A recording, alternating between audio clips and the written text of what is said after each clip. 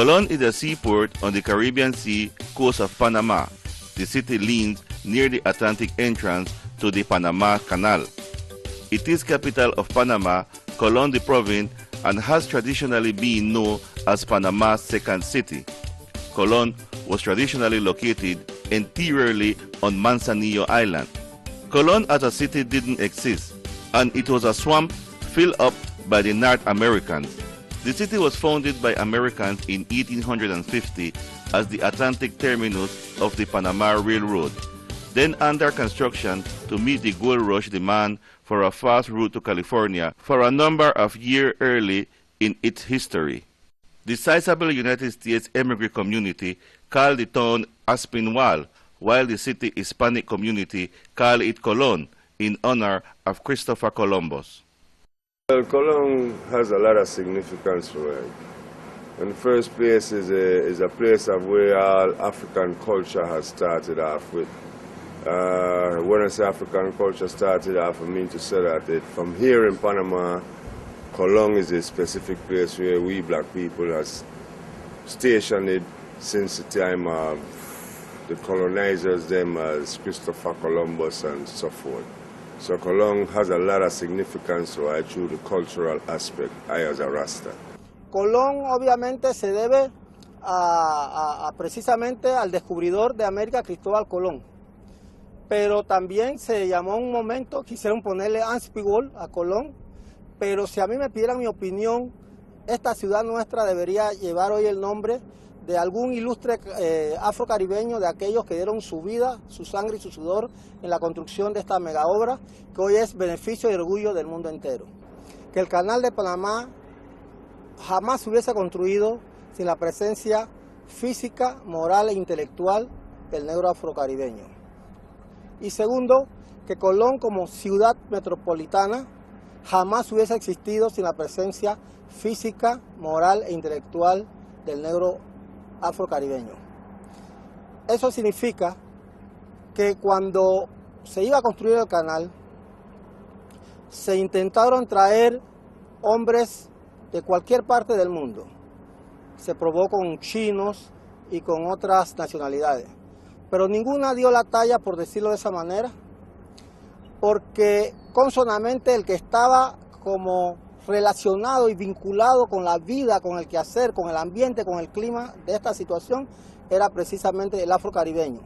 Entendiendo por afrocaribeño todo aquel descendiente de africanos proveniente de tanto las Antillas Mayores como las Antillas Menores, llámese Guadalupe, llámese Trinidad, llámese Tobago, llámese San George, llámese Santa Lucía, etcétera, etcétera. Observamos que el elemento afrocaribeño que vino no dominaba el idioma español, particularmente vino el que hablaba inglés, francés o su derivado patuá. In Colón City there is many religion or denomination. You can find the Islamism, Judaism, Catholicism, Baptist, and the well-notorious Pentecostals.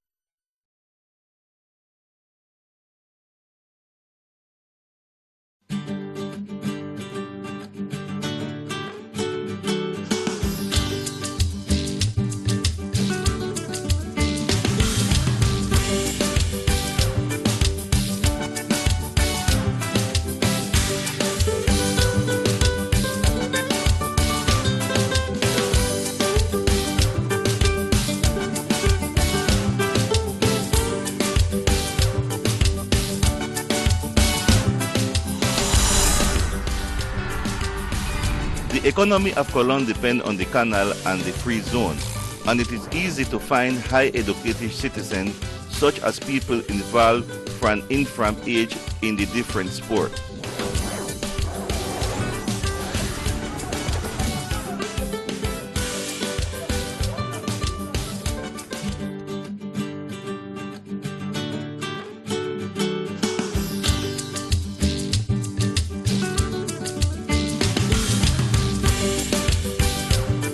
The place that is most favorite for tourism are the Canal Zone, Miraflores, Colón 2000, and the Free Zone, where the entire world economy is settled into one spot, where people from many other nations visit daily.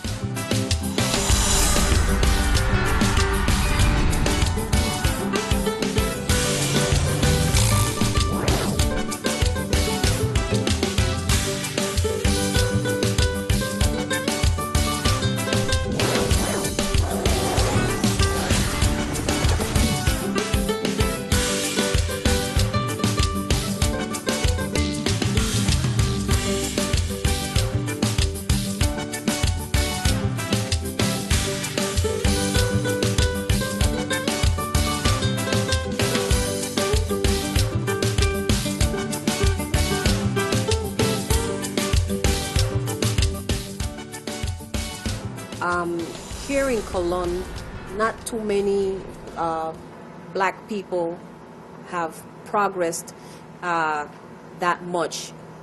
Like to say, are owners of businesses. There's not too many black people that are owners of businesses over here in Colón.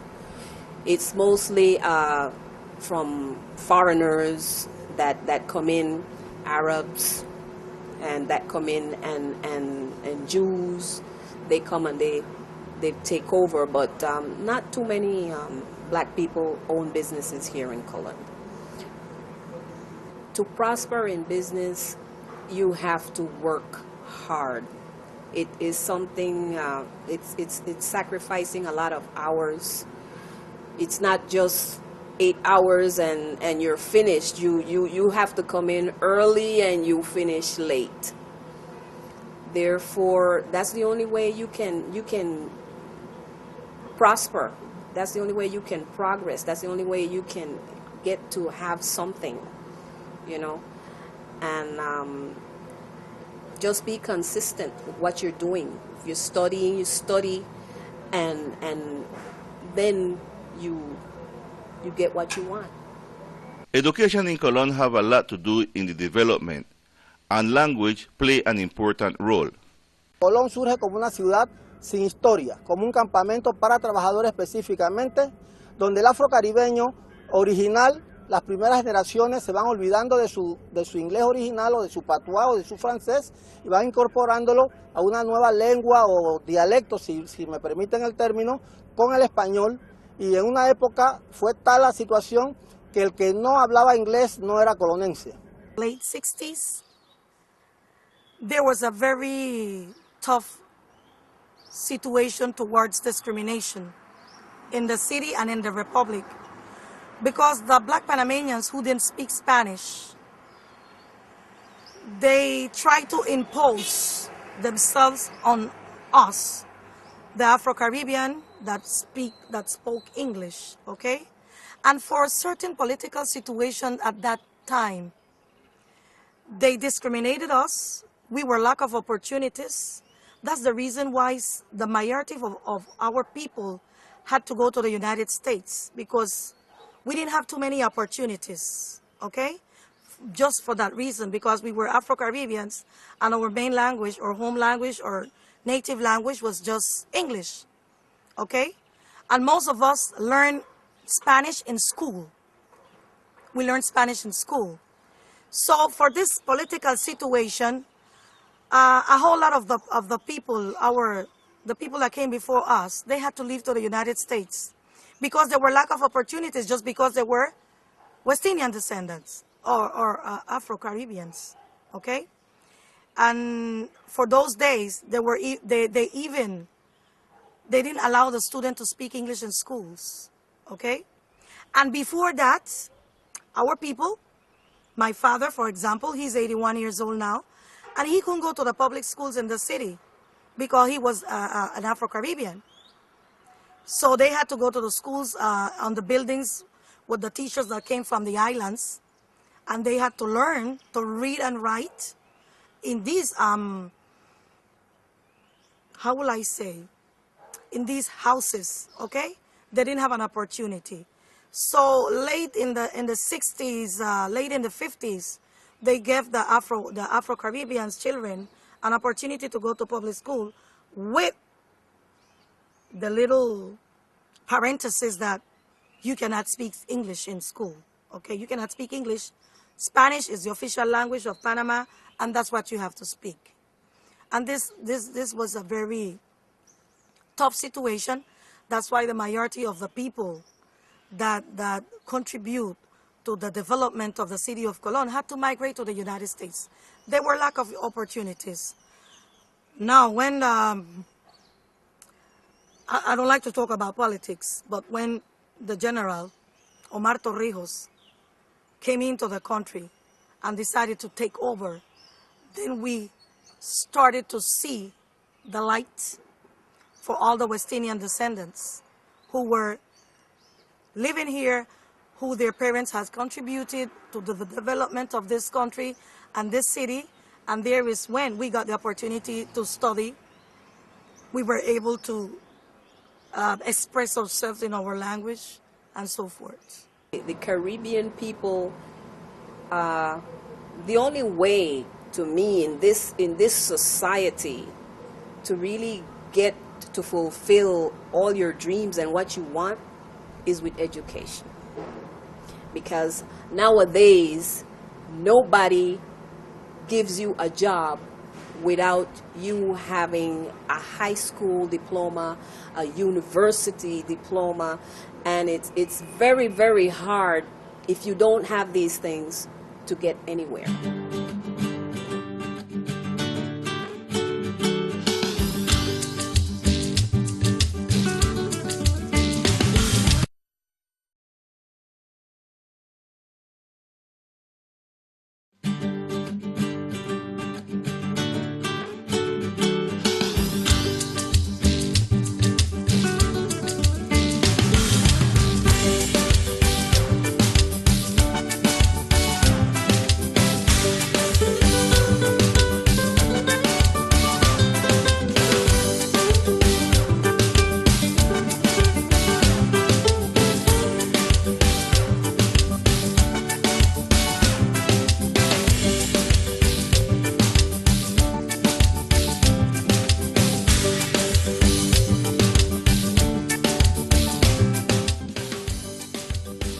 The difference between the black Panamanians is just the language, okay? We have Afro-Caribbeans that speak English and Afro-Coloniales that speak Spanish. We share a lot of things in common because we are black. And at this time, we are trying to focus on the main idea that it doesn't matter if you speak Spanish, it doesn't matter if you come from the coast, it doesn't matter if you speak English and you come from the Caribbean islands. The most important thing that we want to teach the people is that we all are black, we all are Panamanians, and African descendants, which is very important. It doesn't matter where, we all came from the same place. We all came from Africa. We are African descendants. That's why we're working hard, especially in the city of Colón and in the Republic of Panama. We are working hard towards the identity in order for the people to identify themselves as African descendants and Afro-Panamanians, because we were born in Panama. We were not born in Africa, but our ancestors, our descendants, is from Africa, right? So it is very important for us to recognize yourself for what you are.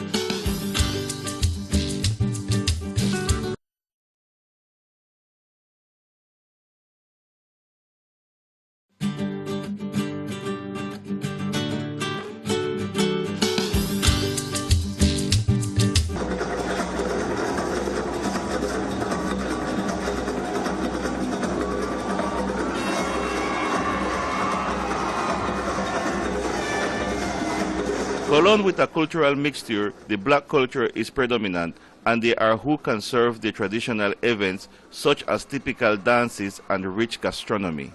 En Panamá se celebra mucho lo que es la actividad, comenzando el año, las festividades de carnaval.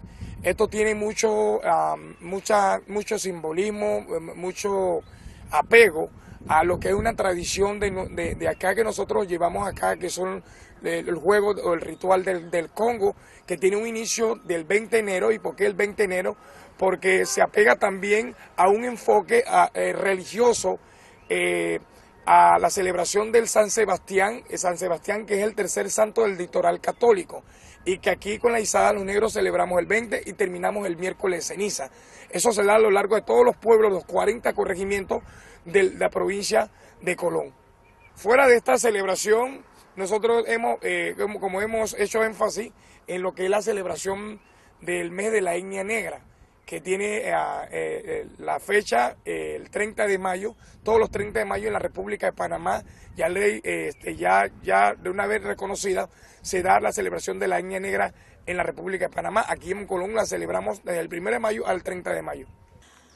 We are doing a lot. We have a huge work that has been going on in the public schools all year long.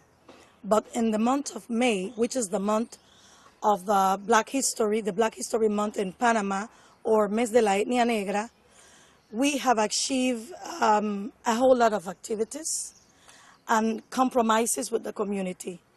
The first thing that we do is teach about our Black heritage in the community, okay? We teach children from kindergarten, high school, junior high, and university about their Black culture.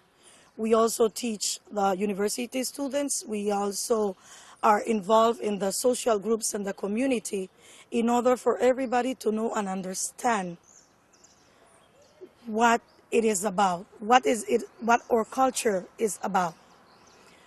Our culture is very rich.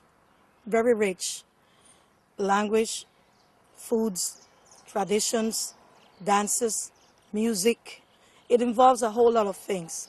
So during the month of May, we express all this cultural richness that we have to the entire community and to the country of Panama, because Colón have received the #1 place in the country celebrating the Black Heritage Month. Most of the food is something similar to other Caribbean islands. For example, in the area of Colón, we have the one pot, which is the rice with the catfish, the dry shrimps, and so forth. And I understood that it is a Caribbean dish. We also have the rondón, which is from San Andres, right? It's the main dish in Bocas del Toro.